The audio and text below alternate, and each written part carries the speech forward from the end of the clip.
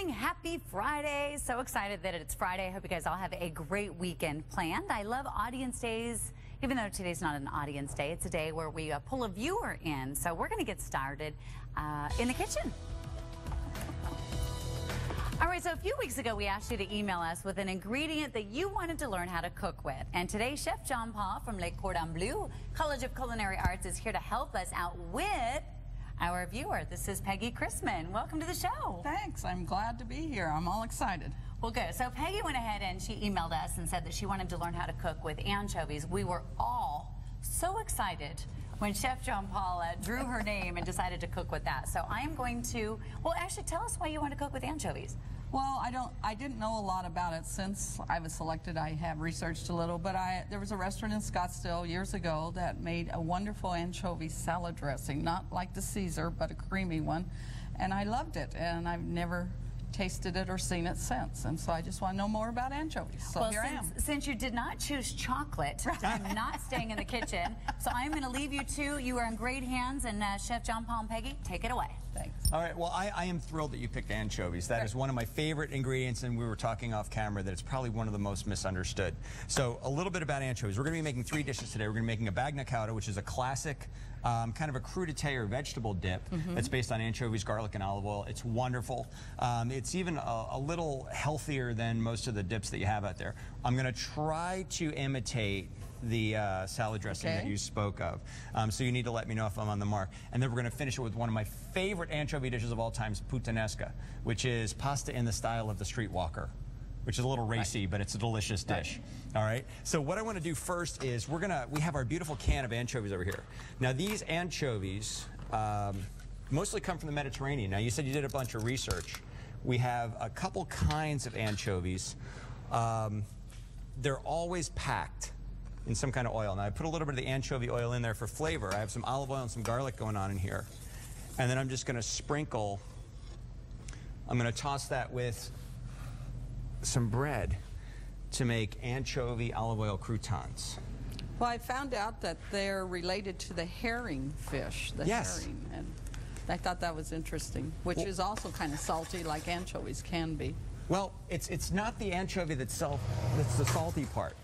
The thing that makes it salty is these little darlings over here they're about 2 centimeters long, up to about 16 inches long. They're not necessarily fatty, but they grow in brackish water, so they grow in salt water. But their saltiness comes from the way that they're traditionally preserved. So they're usually skinned, gutted, and they're packed in salt. Now, you mentioned 2 kinds of anchovies. If you're in Europe, you can get white anchovies. Now, white anchovies are cured, but they're not packed. So they're still very soft, almost like a fish. And you can get those grilled. They're fantastic. They don't see them so much in the States.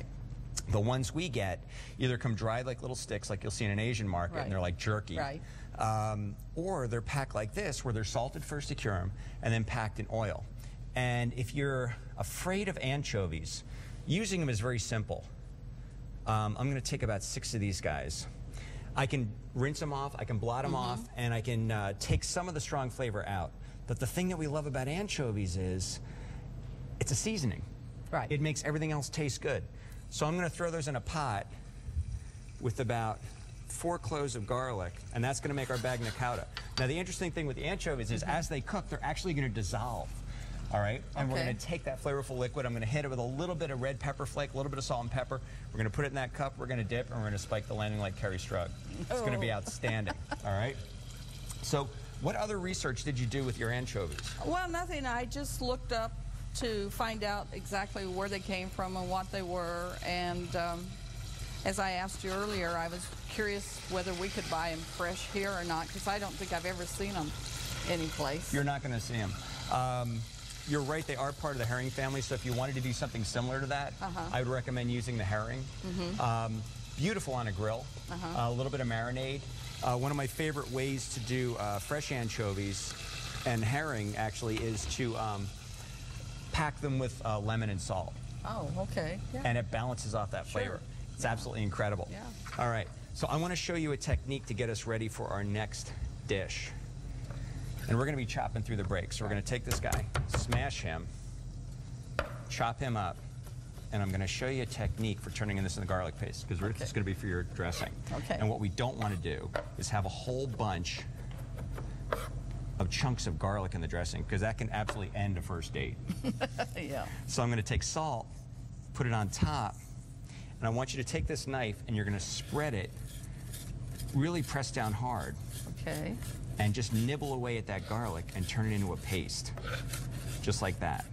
And what that'll do is, it'll smash up the garlic, so when I put it in my dressing, it'll disperse. I won't have chunks of garlic. But also, a lot of the oil is going to go into the salt. Sure. So instead of it going into the cutting board, it's going to go into the salt. So all we have to do is just adjust the amount of salt that we have in our finished dish. Because the salt's abrasive, is that what makes it? Exactly. Paste. Okay. And the salt that we're using is kosher salt, so it's a bigger crystal. Right. Okay. So I would recommend this over something like diamond Right. crystal salt, Right. something like that. Okay. All right. So we're going to go to our next segment, but I am thrilled that you're here. I want to see some technique over here. Okay. What do you guys think? Anchovies? Has anybody sold yet? Oh, bring it on.